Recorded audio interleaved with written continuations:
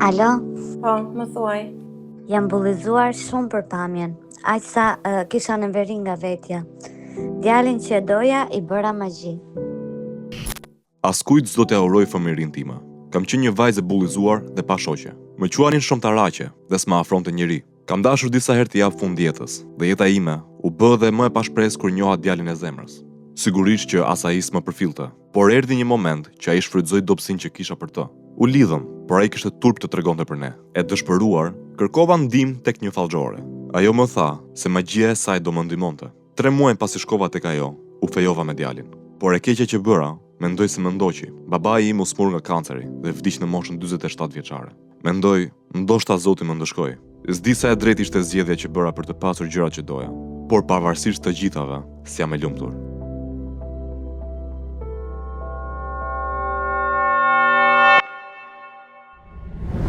Të fitosh zemrën e njeriu që ke dashur gjithë jetën dhe prap të mos jesh e lumtur. Kjo është historia e njerëzës e cila ka bërë gjëra të cilat e përndjekin gjithë jetën. Ajo jeton sot me dilemën që nuk e le të qetë. A është kjo jetë zgjedhja ime apo ndëshkimi im? Anjezën e kemi në linjë telefonike për të ndarë një histori të jetë të pazakont. Anjeza?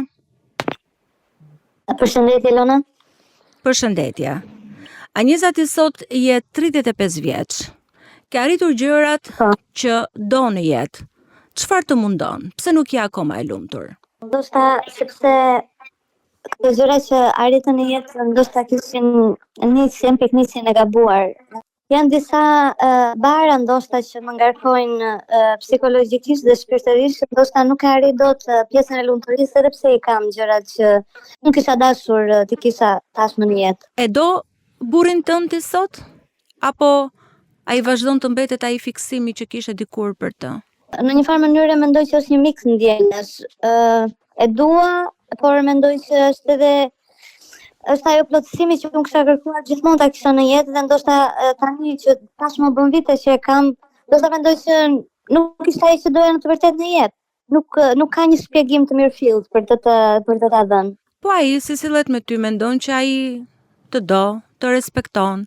Si çdo çift, si çdo familje shqiptare, normalisht edhe ne kemi zënkat tona, ato problemet që variojnë ditë pas dite, por mendoj që më do, ose ndoshta jam bërë një pjesë e domosdoshme e jetës së tij, pasi kanë kaluar shumë vite, dhe për këtë nuk mund të jap një përgjigje të saktë, sepse ka veprime që tregojnë që më do dhe ka veprime që tregojnë që edhe nuk më do.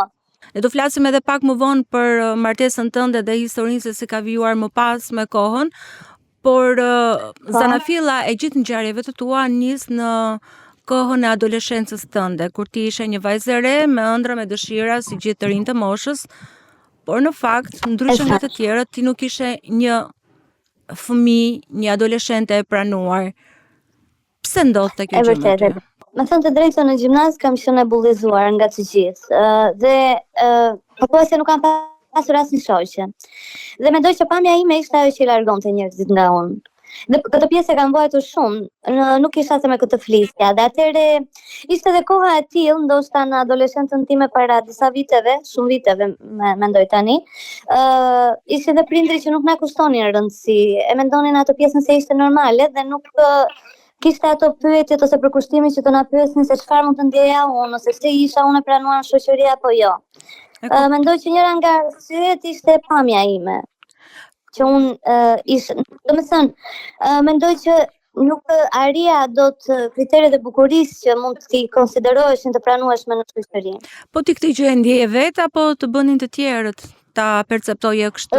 Absolutisht që ma vini në pak të tjerët dhe ma seksonin këtë pjesën dhe normalisht duke ma thënë disa herë dhe shumë veta, shumë pjesë të shoqërisë, fillova të mësohesha dhe ta pranoja atë pjesën time.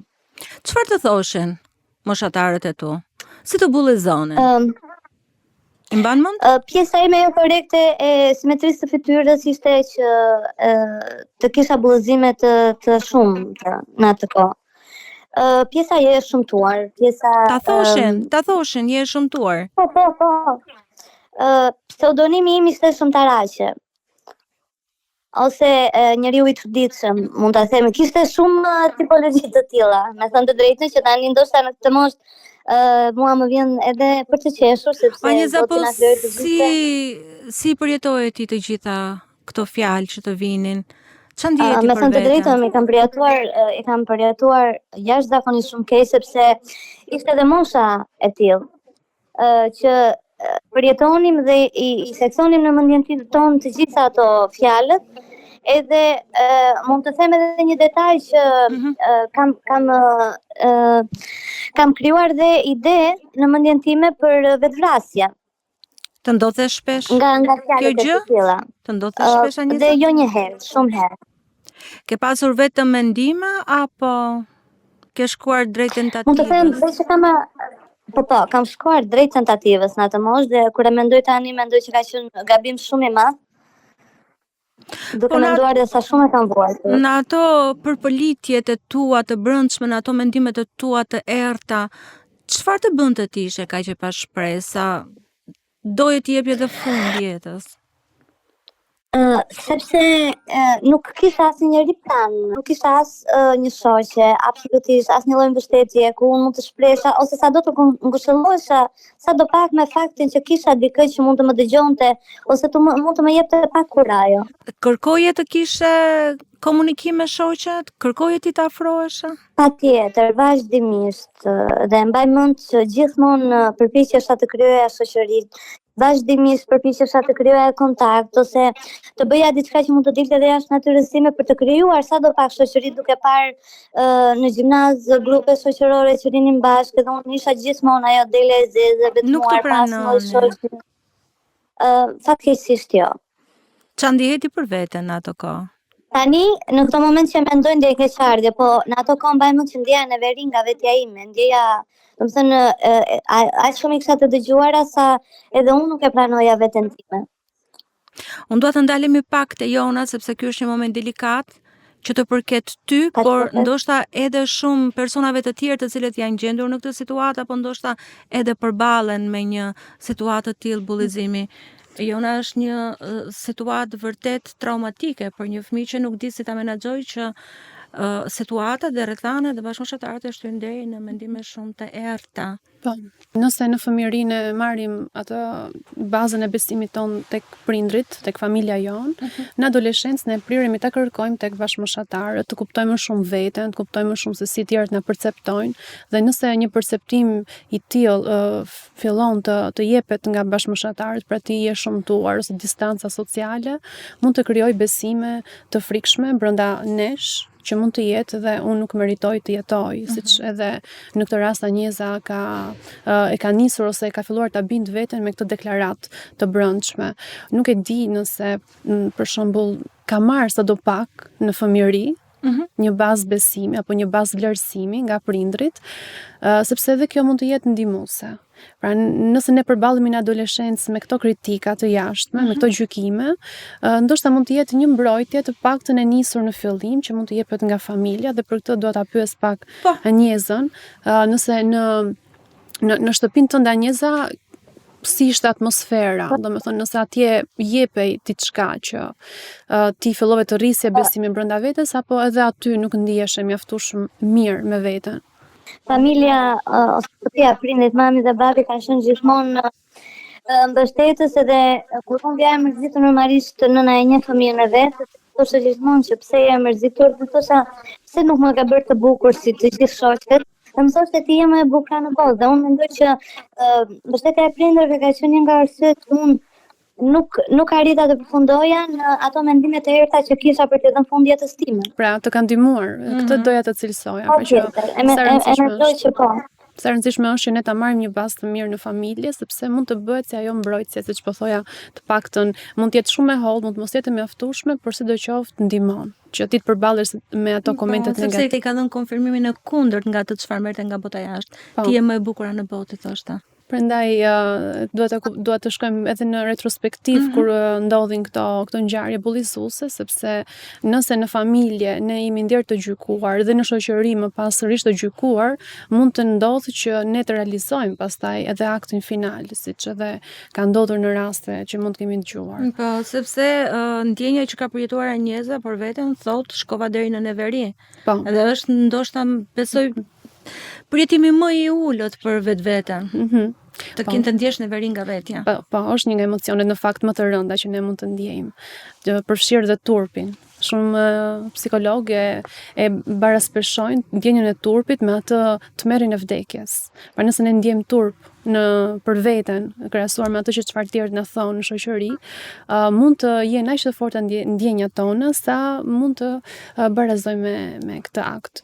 Sa të rëndësishme janë disa situata dhe disa sjellje që kalojnë në moshë të adoleshencës apo në moshën që Anjeza është përballur me këto. Megjithatë unë dua të vijojmë pak më tutje në histori sepse jeta e Anjezës ka disa etapa dhe është momenti që në këtë kohë, në këto ujëra të turbullta Anjeza, kur ti gjykoheshe, bullizoheshe, talleshe, fyeshe, kur ti kishe filluar të ndjeje neveri për veten, nga ana tjetër ti kishe filluar të kishe edhe ndjenjat e tua emocionale, si çdo vajzë, si çdo e re.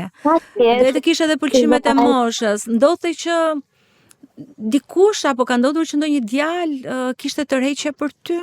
Si çdo vajzë edhe ka pëlqimet e mia për djemsit se ishte mosha e tillë, por askush nuk më përfillte. Normalisht që kisha qef një djalë, domethënë unë vjen nga një qytet i vogël, që ka pasur shumë njerëz, edhe me thënë të drejtën ishte hera e parë që më shqipej se është burim aktual, ishte 3 vjet më i madh se mua. Dhe shkoj në qytet që dal nga shkolla, nga gjimnazi, dhe më pëlqeu shumë, me thënë të drejtën, por krijuam një lidhje, si me thënë. Si u afruat me njëri tjetrin? Kush e bëri hapin e parë? Në atë kohë që ne kemi krijuar lidhjen, ka qenë dhe kohë tjetër pak nga kjo, nuk ka qenë kaq e zhvilluar pjesa e bisedës mes një çuni dhe një vajze. Hapin e parë, indikacion unë dash me thënë të drejtën me shikimet ose me biseda duke i folur. E ndjeja që më shpërfillte, nuk është se kishte një ndjenjë për mua, por megjithatë ne krijuam një lidhje. E dija që po më përdorte për të kaluar kohën. Po si ndiheshe di kur ai të shpërfillte dhe kur kuptove që ai thjesht të përdorte për të kaluar kohën, për të argëtuar me ty? Si ndiheshe ti brenda vetes? Se besoj ti kishe ndjenja të pastra për të. Patjetër, unë ras në dashuri, edhe pse dija që ai nuk mundonte, sepse ishte shumë veprime kur ishte me shokë, as nuk njihte sy, domethënë bënte gjithmonë atë pjesën se kur ne nuk njiheshim. Dhe di që i vinte turp nga mua, apo që të tregonte që ne kishim një marrëdhënie bashkë. Dhe kjo gjë më vriste shumë, Elona, me të drejtën. Ndjesha keq që isha ndryshe nga të tjerët. Ndjesha shumë keq që njerëzit më përjashtonin për pamjen. Po ai vetë si sillej me ty kur ishit me njëri tjetrin afër, keni pasur dhe intimitet? Patjetër që kishim intimitet, dhe unë mendoj që kjo ishte një nga arsyet që ai ndoshta ishte me mua. Pra ndjeshe në një farë mënyrë e përdorur për argëtimet e një djali të riu. Po, ndjeshe shumë e përdorur, po. Isha shumë në Grack. Në atë periudhë, sa mendova që të kërkoj ndihmë. Pra, ti re në dashuri me djalin, djali të përdorte për argëtimet e tij, por nuk ishte qëllime më të mëtejshme për ty, madje ai nuk donte as ta bënte publike fare lidhjen që kishte me ty. Absolutisht, në moment që ne ishim në publik, ai kthente kokën sikur ne nuk njihnim, sikur nuk dinim asnjë gjë për njëri tjetrin. Kur thej që doje të kërkoje ndihmë për të fituar zemrën e djalit, çfarë ke parasysh? Çfarë bëre ti në atë kohë? Ndoshta nuk jam krenare që e them këtë tani, por janë diçka që ka kaluar dhe unë dua të ta them historinë time.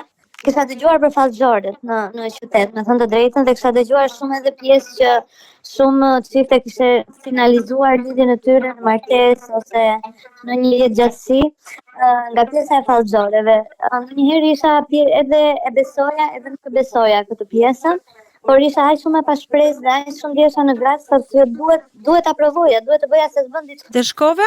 Edhe e bëra. Takove ndonjë nga këto zonja që ushtrojnë, le të themi? Po, artin e zi të magjisë? Po, kam shkuar dhe kam takuar në atë moshë dhe ajo ishte e bindur dhe më tha se magjia e saj funksiononte. Sa vjeç isha Aniza? Isha 17 vjeç, 18 sa kisha mbaruar gjimnaz. Ne kuptoj. Po, shkove takove këtë zonjën. Çfarë të tha? Ajo më tha që do të më ndihmonte dhe se magjia e saj funksiononte. Dhe nuk e mendova fare më gjatë. Doja vetëm që ta fitoja djalin me çdo kusht. Me çfarë do lloj çmimi që duhet të paguaja. Në mendësinë time, do që e kam paguar çmimin e asaj që e kanë bërë.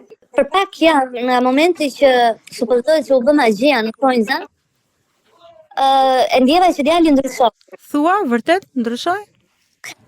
Po, ndryshoi dhe neve për disa muaj u fejuam dhe më pas me këtë person unë martova. Dhe ti beson që ishte ky riti okult që ndihmoi në afrimin tuaj? E mendon këtë gjë apo ishte një rastësi? Dëgjon, ndoshta mund të ishte edhe një rastësi, por unë për periudhë të gjatë, ndoshta edhe tani, thellë besoj që funksionoi riti sepse nuk për mua asnjë lloj arsyetimi tjetër nuk më çon në ndryshimin e atij djalit. O Aniza, se kemi hyrë në një diskutim edhe unë të falenderoj që ti pranove të jesh kaq e hapur për këtë rrëfim, sepse njerëzit përgjithsisht flasin për botën okulte, dikush e beson, dikush nuk e beson, ka njerëz që janë skeptik, ka njerëz që si ty në një situatë të dëshpëruar drejtohen drejt këtyre vendeve, por jam shumë kurioztare të di për ritualin. E mban mend se çfarë rituali të bëri kjo zonjë? Me thënë të drejtën, po, pak a shumë e mbaj mend sepse isha shumë e fokusuar edhe isha shumë kurioze të dija që çfarë mund ta ndryshonte mendimin e dikujt për të ndryshuar 360 gradë në vendimet e veta. Mbaj mend që më ka thonë të çoj qeri, sheqer edhe një veshje të djalit. Dhe unë i kam çuar, mbaj mend që ajo i këndon me një gjuhë jo shqip, nuk e di çfarë gjuhë mund të ishte. Më ka dhënë që të lidja sheqerin që mund të pije, blu ta viste dhe ja, voilà, për disa javë djali ndryshoi. Tani, është e vërtet, është fiksim im, është ajo pjesa që unë besova sepse në të vërtetë dha rezultat, unë nuk mund të jap një përgjigje të saktë 100%. Më kupton? Unë thjesht po tregoj eksperiencën time dhe përvojën time. Po, e kuptoj edhe realisht e vlerësoj shumë që je shumë e sinqertë dhe drejt për drejt se flitet, madje edhe publikohen në rrjetet sociale raste ku bëhen rituale okulte, po njerëzit nuk janë shumë të hapur për të thënë këto gjëra. Thash, pavarësisht fakti që shumë persona janë edhe skeptik dhe për këtu unë të falenderoj, pavarësisht gjykimit të njerëzve nëse e besojnë këtë gjë apo jo. Çfarë ndodhi më pas? Pra, ti u fejove me djalin për disa muaj. Po, dhe pas disa muajsh u martuam. Domethënë e finalizuam lidhjen tonë brenda shumë pak muajsh. Ndryshuan ndjenjat e tij për ty? Mendoj që po sepse ai arriti të shprehte dhe arriti të finalizonte një lidhje duke pak kohë më përpara ai kishte turp që më fliste mua në rrugë apo që të pranonte pjesën që ne ishim në një njohje sipër, ai pas pak muaj ka ndryshoi komplet, ne dilim bashk, u fejuam, filluam të jetonim bashk pasi u fejuam, u martuam, edhe mendoj që dashuria, magjia, nuk e di si mund ta them këtë pjesën, kush luajti rolin më të rëndësishëm te finalizimi jon, por e ndjeja që më ndonte. A ndryshoi vetbesimi yt? Mënyra se si ti e shih Me të drejtën po, jashtëzakonisht shumë. Ndryshoi dhe ndoshta nuk është dhe mirë që e them këtë pjesën për pjesën e publikut, po isha aq shumë e pashpresë që kur ndryshoi unë isha shumë falendëruese ndaj zonjës me ritualin e magjisë. Ne kuptoj. Sepse më ndryshoi vetbesimi, më ndryshoi vetvlerësimi për veten time. Më the në fillim të këtij rrëfimi që je penduar për zgjedhjet që ke bërë. Pse je penduar? Jam penduar dhe nëse do ta kthej akoma prapa, ndoshta do ta lija në dorën e Zotit pa prekur të ta bërë gjë për pjesën e historisë time. Po pse Anjeza, pse e thua këtë gjë?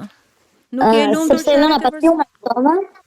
Jo, unë isha shumë e lumtur deri në këtë fazë që unë të fola deri tani. Isha jashtëzakonisht shumë e lumtur. Pak muaj pasi u martova, baba im vdiq nga kanceri dhe ishte një vdekje shumë e papritur e tij. Ishte në moshë të re babai? Po, babi ishte në moshë të re. Babi ishte 40 e pak vjet. Shumë i ri. Po, edhe domethënë gjithmonë kam menduar se Zoti më ka ndëshkuar për atë që bëra. E ke parë duke lidhur me besimin, duke lidhur me faktin që vërtet. Ndoshta ke shkelur në territoret e Kam errta. shkelur Gjithmonë duke referuar besimet. Po, e vërtet. Sepse unë shkoja shpesh tek fallxorët para martesës, siç ja u thash. Vazhdoi të shkojë edhe pasi e fitove djalin. Jo, para martesës, pasi e fitova djalin, unë nuk shkova më deri në momentin që më vdiq babi. Dëshkimi tjetër erdhi më pas. Ç'm ndodhi më pas? Në martesë unë nuk bëja dot fëmijë. Nuk bëja dot fëmijë. Shkoja shumë shpesh tek fallxorët. Më bënin nuska, mendonin kanatierës, mund ta them, por prapë unë ngelesha shtazana dhe ndërkohë doktorët në moment që bëja vizita ginekologjike, unë i kisha të gjitha pjesën në rregull, pjesën e shëndetit edhe për të bërë një fëmijë. Edhe partneri, pra edhe ti edhe partneri kishit parametrat shëndetësor. Parametrat shëndetësore ishin shumë normal, shumë korrekte, por ne prapë nuk arrisja dhe ti e lidhje edhe këtë mos realizim tëndin me ndëshkimin? Po, e vërtet, e lidhja me ndëshkimin. E lidhja me ndëshkimin nga Zoti dhe prap shkoje te fallxorët, prap kërkoje të bëni nuska, prap besoje se. Po, pra mendoja që të shkoja dhe u thoja dhe mendoja të më falë Zoti që nuk doja të bëja testë, doja thjesht, po prap gjëja te fallxorët, nuk e di çfarë më shtynte, që unë prap doja të vija në fallxore. Sepse duke menduar që më zgjidhen çështjen dhe më zgjidhen atë pjesën jetike në thonjza në atë moshë të kisha për të pasur djalin që doja, mendoja që do më zgjidhej çdo gjë në jetë me fallxore. O Jona, mund të jetë kjo një lloj varësie që njerëzit krijojnë ndaj disa sjelljeve të caktuara, ndaj disa besimeve që janë të qëna ose të paqëna, unë nuk dua ty të analizoj sepse është një temë diskutimi më vete dhe nuk dua fare ta ngrej sot si çështje, po kjo varësia për të kërkuar ndihmë diku. Ka situata ku njerëzit për shkak të pamundësisë për të gjetur shpresë në diçka mund të kapen edhe pas këtyre ritualeve të cilat unë nuk mund të futem, pra nuk mund të jap koment mbi mënyrën se si ato veprojnë edhe zhvillohen, por mund të them që në rastet e pashpresës, pra kur ti nuk gjen dot mbështetje tek aspekti social apo tek le të themi funksionet të tjera që mund të të japin ty një ndihmë për të ndier mirë me veten, atëherë shpresa jonë mund të drejtohet drejt këtyre gjërave të cilat konsiderojnë pasive, pra ja lënë në dorë diçka tjetër që të veprojnë mbi ty. Është një lloj fuqie që ti e beson, sepse është e vetmja rrugë ku mund të gjesh një lloj paqe ose shpëtimi për shqetësimin që ti ke. Patjetër që mund të krijohet varësi. Është një situatë ku nuk është gjithmonë e sigurt dhe shëndetshme, sepse ti fillon edhe gjithë mënyrën tënde të veprimit ja lën në dorë diçka tjetër. Pra nuk merr dot hapa vet personalisht dhe kjo nuk të jep mundësinë që ti të zhvillohesh ose të zhvillosh në kapacitetin tënd më të madh për të zgjidhur situata të caktuara. Megjithatë, në rastin e Anjezës unë do veçoja që ajo nuk e ka humbur atë shpresën për t'i dhënë vetes një mundësi. Pra, pavarësisht se është bullizuar në mënyrë të vazhdueshme nga moshatarët, apo nuk ka marrë mbështetjen edhe nga shoqet, pra ka kërkuar, ajo sapo ka gjetur një stre dashurie tek dikush, pra ka besuar ndjenjat e saj dhe është ndier mirë, nuk e ka lënë aty. Ma kjo gjë më bën të besoj që tek ajo ka qenë diçka e fuqishme brenda vetes, por e ka kufizuar me kërkimin e ndihmës vetëm tek këto situata. Sepse ndoshta në këto rast vlen të analizohet edhe konteksti i realitetit ku ajo jeton, në një qytet të vogël, ku prindit nuk kanë shumë informacion për sjelljet bullizuese, shohin një fëmijë të mërzitur, kur ndoshta vajza nuk di ku të orientohet dhe të kërkojë një mbështetje psikologjike, sepse dhe shoqet nuk e pranojnë, sepse ne e dim që ndoshta psikologja e parë jo de jure, po de facto është shoqja, shoqja e fëmijërisë. Anjeza nuk ka pas të mundësi. Patjetër, ne duhet të shkojmë gjithmonë në kontekstin e personit, se të gjithë mund ta gjykojnë në forma të ndryshme, në këndvështrime të ndryshme këtë histori. Ne gjithmonë duhet të vihemi tek personi, tek konteksti, tek historia, tek momenti kur është zhvilluar gjithë ngjarja dhe mbi atë të shikojmë se çfarë ka ndodhur. Dhe në këtë rast prandaj unë doja të veçoja që ajo pikë e forcës që ajo nuk e ka lënë veten pas. Pra ka thënë unë e meritoj, sepse zakonisht në rastet e bullizmit zhvillohet besimi brenda vetes që unë nuk e meritoj, unë nuk jam, ose fillon të thuash gjëra për veten që nuk janë të drejta ose të vërteta ose reale, jo gjithmonë pra ato që na thon të tjerët janë të vërteta. Dhe kjo gjë është shumë pozitive, që ajo ka kërkuar, pra ka zhvilluar marrëdhënien e saj, dhe pse e tham që ka qenë në një formë pasive, sepse aktive do ishte të marrësh ti përgjegjësi mbi veprimet edhe mbi rezultatet që të sjellin këto. Po, dhe të gjesh forma konkrete ose ndihma konkrete ku mund të mbështesësh edhe atë. Por e the shumë mirë që të mbaj mend kur është zhvilluar historia dhe çfarë mundësish kanë qenë atë kohë. Dhe konteksti. Ka situata ku për shkak të bullizimit të riu, të rez, i fshihet komplet vetbesimi deri në mungesë dëshire ekzistence dhe është për të vlerësuar që në një formë të saj Anjeza e ka të kaluar këtë gjë dhe ka gjetur edhe shpresën për të jetuar dhe për të krijuar familjen e saj. Po. Prandaj them që ndonjëherë disa njerëz ju duhet një ndihmë që vogël që të lulëzojnë. Një dorë shumë e vogël, një fjalë mund t'i ndihmoj. Dhe kur mungojnë të gjitha këto, ndonjëherë njeriu e gjen vet. Domethënë mundohet edhe vet të bëj këtë përpjekje dhe prandaj i them bravo. Anjezës për këtë që është munduar të bëj. Unë dua të pyes si është jeta sot, martesa jote, sepse nga bashkëbisedimi që ne kemi pasur, unë kam mësuar që pas tentativave, këtë herë jo tek fallxoret, po tek mjekësia, duke u mbështetur tek mjekësia dhe tek teknikat e fertilizimit in vitro, ti arrite të kesh një vajzë. U plotsove më në fund. Si është martesa jote sot? Je e lumtur? Po, Elona është e saktë që thatë vendosëm që të bëjmë in vitro dhe pas 2 tentativa shumë beta shtazan dhe sot kam një vajzë dhe që atë martesa ime nuk është e lumtur. Me burin ngrindemi shpesh, ose çdo muaj unë marr rroba dhe ikit e pastaj kthehem prapë. Çdo muaj? Po, është vërtet çdo muaj. Edhe me vajzën e vogël. Sa është vajza tani? Po, edhe me vajzën e vogël. Vajza është 3 vjeç. Unë nuk e di si do më shkoj kyet me thënë të drejtën, nuk e di se jam pa fat apo Zoti më ka dënuar që kam pranuar të bëj edhe gjëra të errta, janë magjit për të fituar ato gjërat që unë nuk i kisha thonë.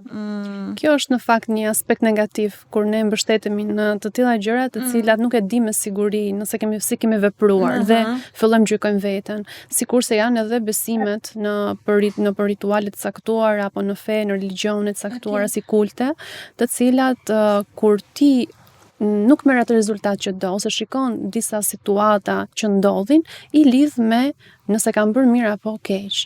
Prandaj forma më e shëndetshme është që ne ta marrim nga vetja, jo nga diçka e të jashtme që na drejton jetën. Duke ndjekur unë linjën e historisë Anjezës nga jashtë, mund toja që ikja e babait në një moshë të parakohshme mund të jetë një koincidencë sepse ndodh gjithkujt.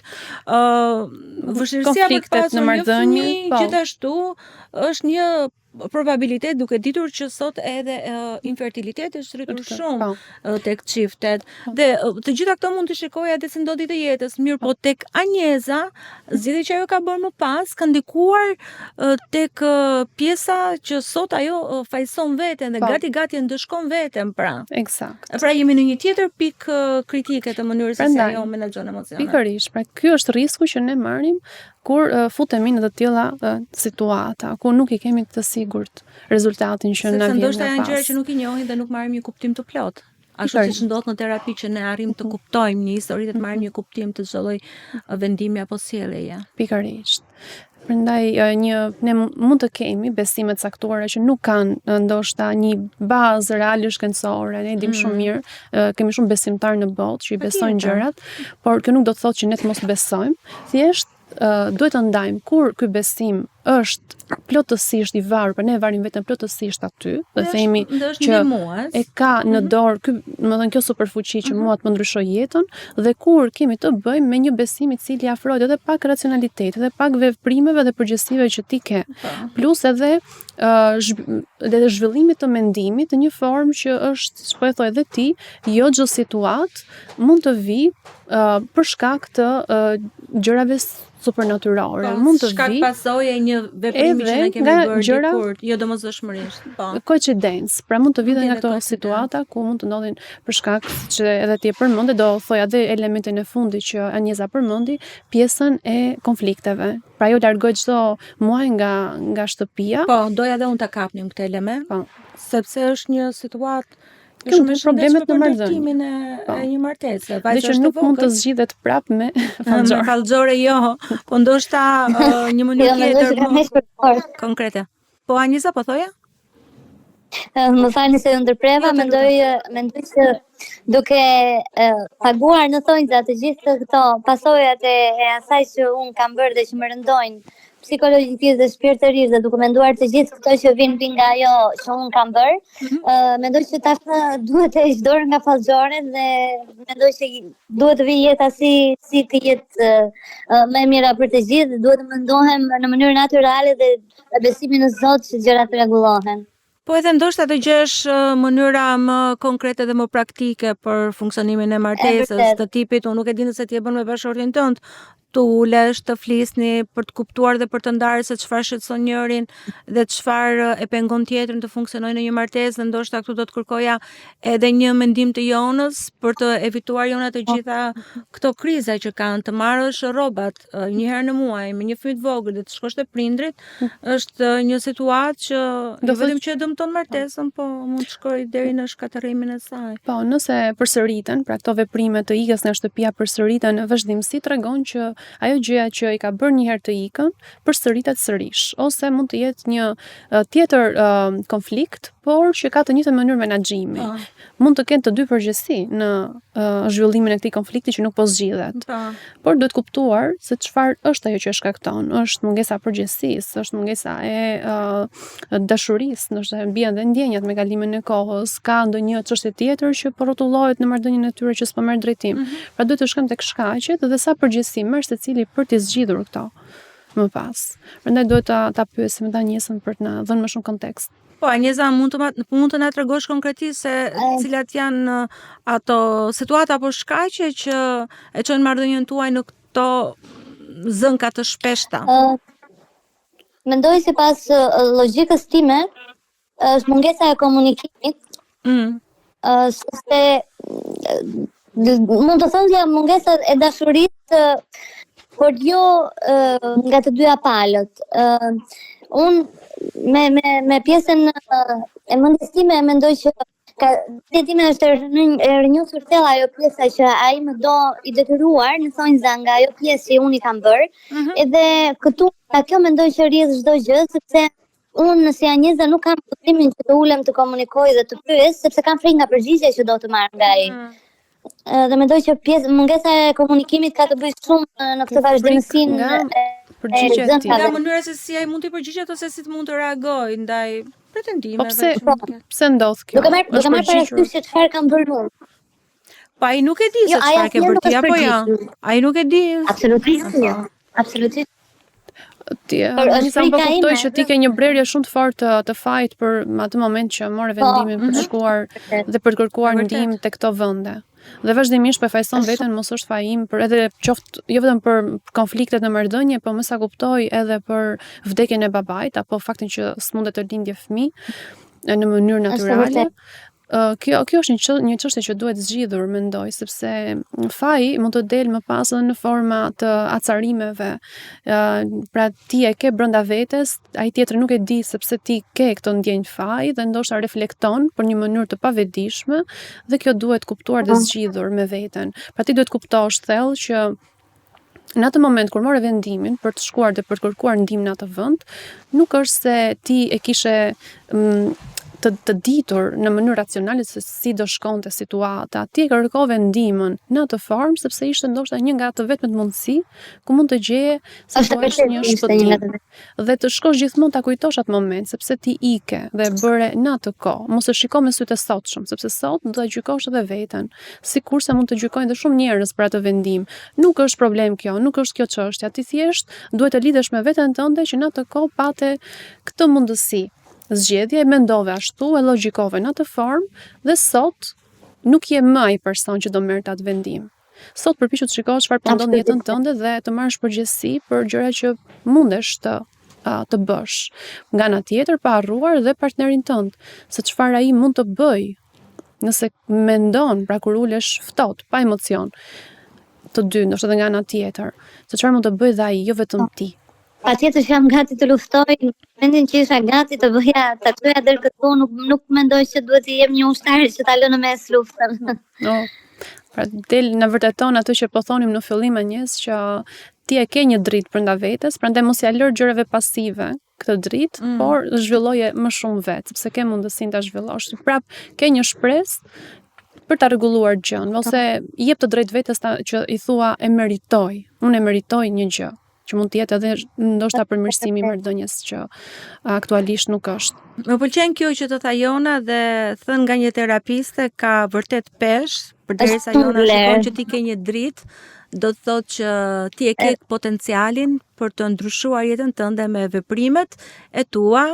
Tashmë si një 35 vjeçare e rritur e përgjithshme nën, nuk jem ajo adoleshentje që përndiqej dikur nga bullizimet e bashkëmoshatarëve. Anjeza, unë të falenderoj shumë për këtë rrëfim, ishte një nga rrëfimet më të hapura dhe më të sinqerta, kështu që unë të falenderoj që pranove të vish sot në seanca e parë. Faleminderit juve për mundësinë që më dha të shpresha, se më duket sikur hoqja diçka nga vetja që hapa pjesën time të zemrës me ju. Ju falenderoj. Faleminderit ju, na vjen mirë.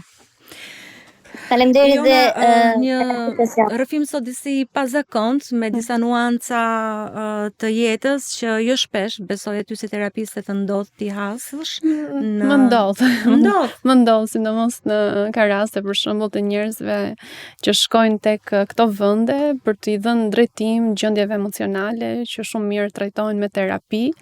Prandaj them, unë i quaj gjëra pasive. Do të mendoja që ishin raste të izoluar, prandaj edhe specifikova që ishte një rrëfim i sinqert i hapur. Jo shumë, domethënë me kalimin e kohës njerëzit po ndërgjegjësohen të marrin një rol aktiv në zgjidhjen e problemeve të tyre, të mos ja japin gjithmonë peshën diçka e të jashtme. Por ka edhe raste të cilat i shikojnë si mundësi zgjidhje të problemeve, sepse janë kaq të fuqishme ato ndjesi negative që përjetojnë sa janë në gjendje të bëjnë çdo gjë për ta hequr. Por çështja është ajo rikthehet nëse ti nuk bën përpjekje vet. Jona, shumë faleminderit, edhe të jam vërtet falenderuese për faktin që më ndihmon shumë të hym në disa dimensione të mendjes njerëzore që jo çdo ditë i prekim, edhe është mirë që çdo qasje e mendimi, veprimi, sjellje t'i japim një kuptim të caktuar. Faleminderit ty edhe personave që na japin mundësinë që të shkojmë aty, sepse pa ato histori ne nuk mundemi të flasim në teori, domethënë ja ku kemi raste praktike dhe përmes tyre ne arrijmë ndoshta dhe të japim një panoramë të jetëve të disa njerëzve që po e bëjnë në këtë moment këtë që po kalon Anjesa dikur. Po. Të falenderoj. Faleminderit aty. Kjo ishte seanca e parë për sot, për të parë të gjitha episodet e plota të programit, por edhe prodhimet e tjera të Andale, na bëni subscribe në kanalin tonë në YouTube Andale.al. Faleminderit që jemi në episodin e radhës. Andale!